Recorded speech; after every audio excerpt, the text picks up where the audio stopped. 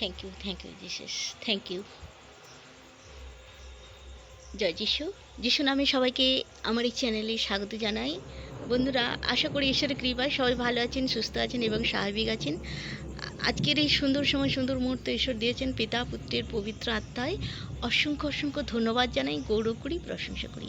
তো বন্ধুরা, আমরা যখন একা বাড়িতে থাকি, যখন বাড়ির ছেলেরা আসে না, কোনো কাজে ব্যস্ত থাকে, তো ধরুন এই রাত্রিবেলা আমিও রাত্রিতেই একা আছি, অনেকটা রাত্রি হয়ে গেছে, ছেলেরা কেউ আসে না। এই সময় আমাদের একমাত্র অবলম্বন, একমাত্র যষ্টি আমাদের প্রভু যীশুখ্রিস্টের এক বাণী।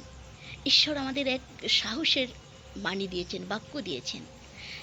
তিনি বলেছেন লোকলিখিত সুসমাচার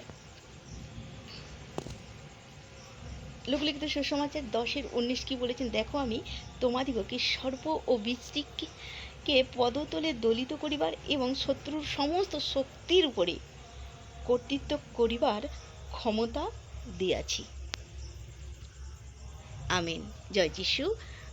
আশা করি সবাই বাক্যটার মর্ম বুঝেছেন যে ঈশ্বর আমাদেরকে সর্প এবং বিছে এবং সমস্ত শত্রুর ওপরে কর্তৃত্ব করার ক্ষমতা দিয়েছেন। তাই আমাদের কোনো একা থাকলেও আমাদের কোনো ভয় করার প্রয়োজন নেই, কারণ ঈশ্বরের বাক্য আমাদের সাহস জোগাবে।